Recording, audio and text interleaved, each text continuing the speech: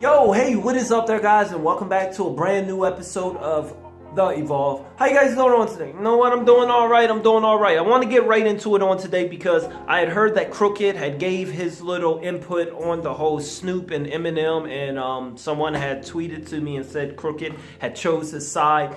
And before I looked at it, I was like, shoot, all right, let me pop it up and let me do a video. So I got it up here, and I'm going to watch it.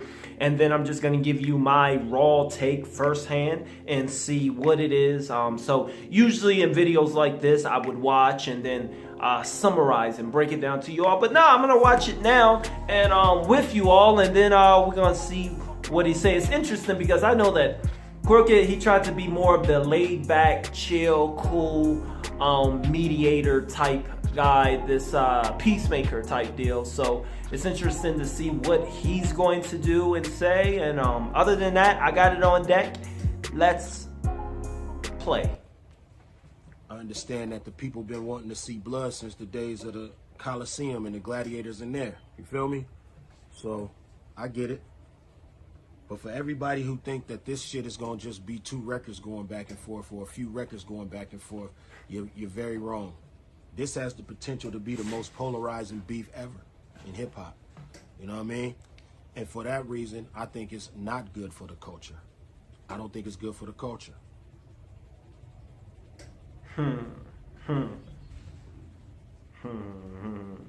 This is going deeper than just who had the best song. This is going deeper than that. They're going to make this a racial thing. That's what's going to happen. Every think piece, all of the comments, there's going to start a conversation that becomes bigger than the actual music, than the diss records. The conversation will become bigger than the diss records. Trust me on that. They're going to make it a racial thing, and it's going to widen the divide in the culture. That gap is going to be like the Grand Canyon when they get done with this shit. You better understand what you're asking for. You know what I'm saying?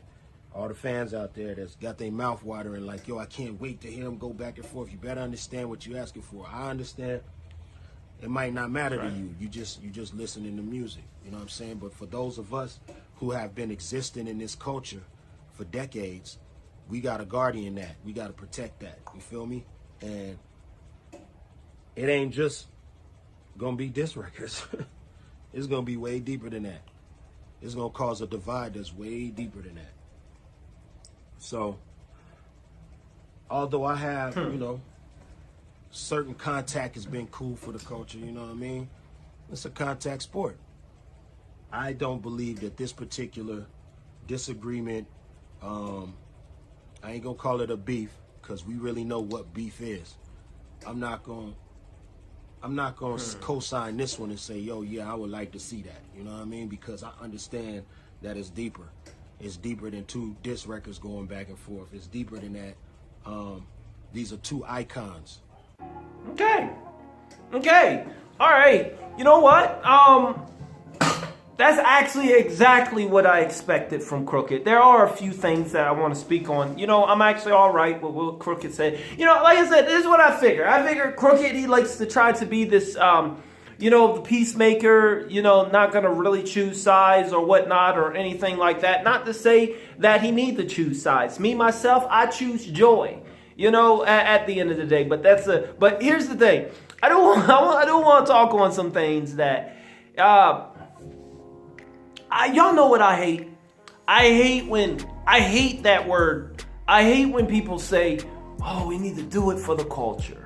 You two rappers, they get on a battle with each other and they do these diss tracks and they said, yo, it was good for the culture. Let's do it for you ain't doing it for the culture. What does your rap battle, what does you beefing with that other YouTuber have to do when people use that for the culture out for anything because they don't. When you say we do it for the culture, then no one can challenge you when you say something like that because that's the ultimate do it. That's the ultimate explanation, the culture. The culture don't need to be explained. The culture don't need to be defended because when we say we doing it for the culture, you should already know what that means. That's a good thing.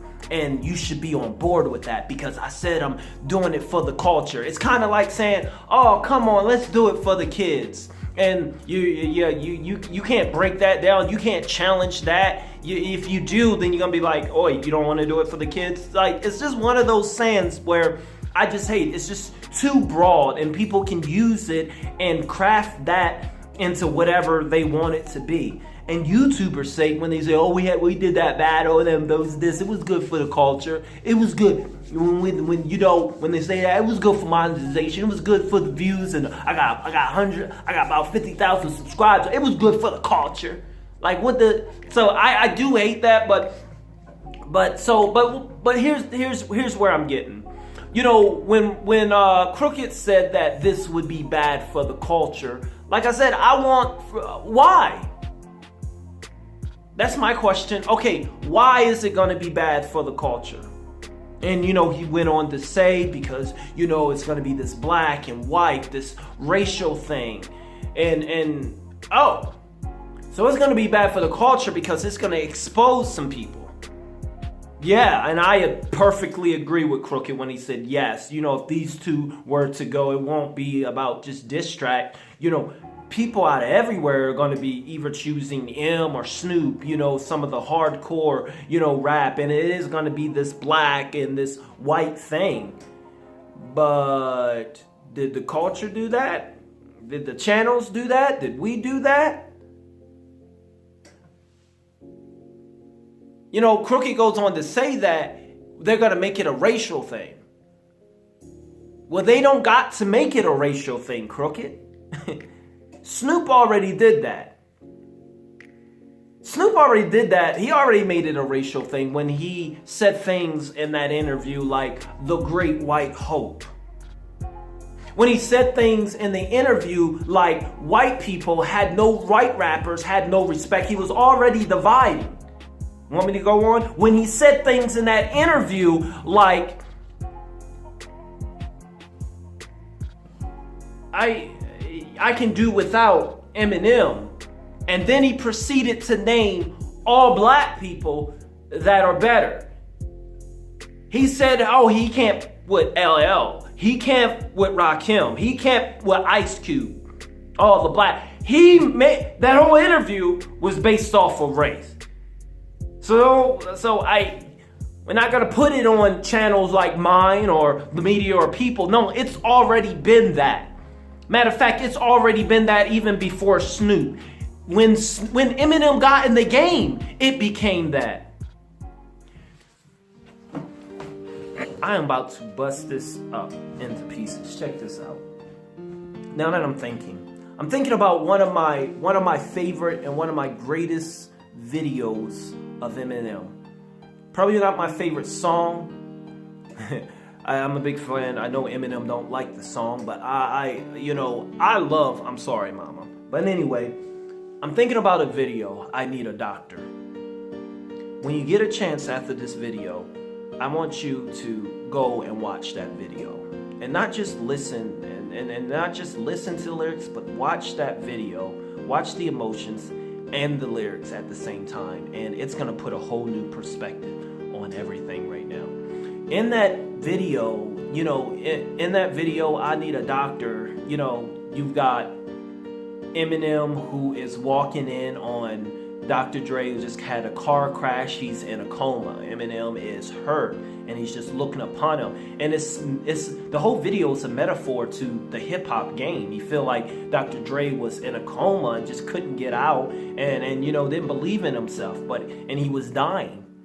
And in a part of Eminem's lyrics back then, he said that, nobody wanted to with the white boy, only him. He said, and then there was a part of that lyric where he re-emphasized it. He said, all of them told him not to. Everybody on the label. He said, and then he repeated himself, everybody, tell the truth, Dre, everybody. Listen to the lyrics. He re-emphasized everybody. He wanted us to know that everybody, all of Dre's artists back then, no one wanted him. Everybody. That includes everybody. I'm not going to say any names, but I'm going to say some names. Snoop, all of them. all the producers, all the record label, everybody on the team. And then when Dr. Dre's verse come in, he co-signs on that.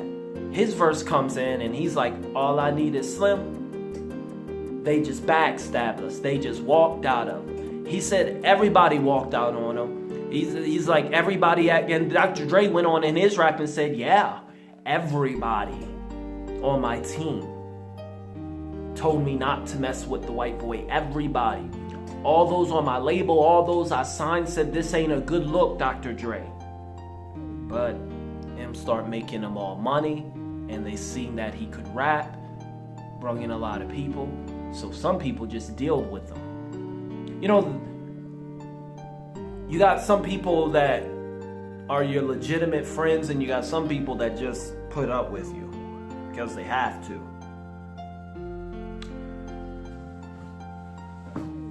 It always was a racial thing in some people's eyes. And I think with Snoop, that song speaks of that. Everybody. Snoop was included in that. Everybody felt a certain way. You know, times change now. You know, you can grow your friendship, but that don't take away from, yeah, you didn't want him in the first place. I mean,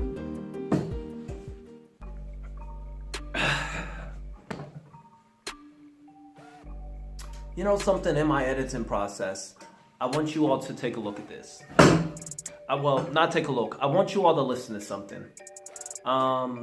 In the editing process, I'm just thinking about it now, but I'm going to play a clip. And this is, I love what Dre said here. And every time I hear this interview, it gives you chills because it's so inspiring and motivating, and it speaks so much faith and hope, and something, the very divinity of it, it's just so genuine.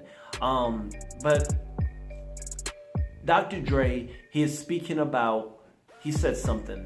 He let me just play it real quick.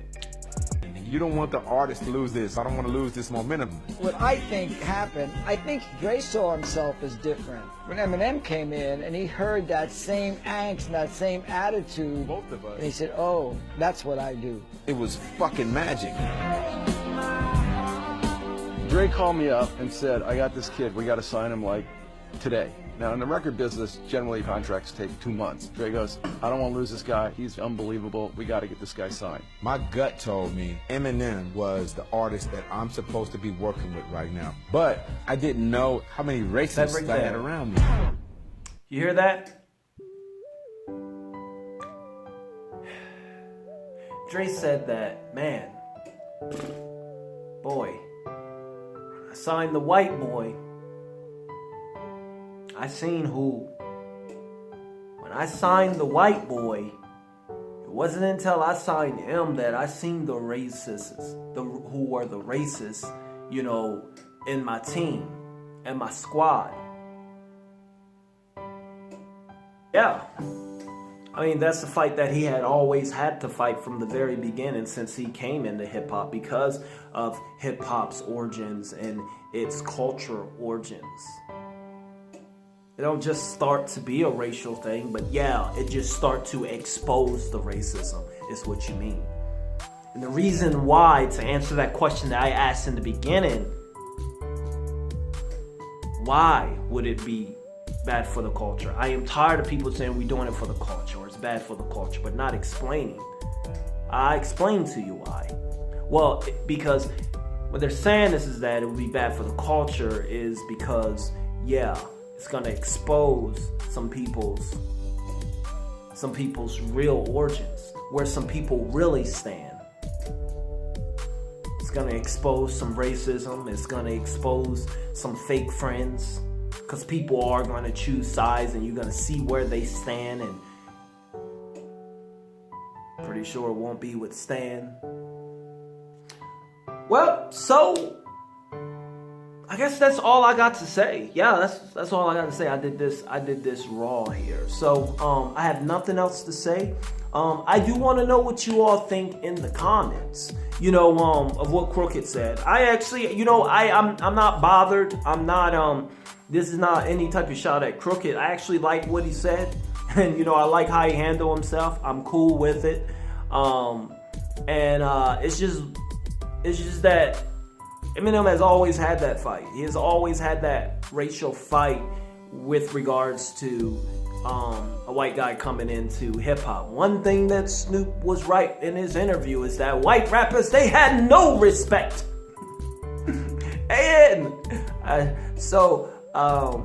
Let's make that clear. They had no respect. Go back and listen to the interview. The tone, it was pretty funny.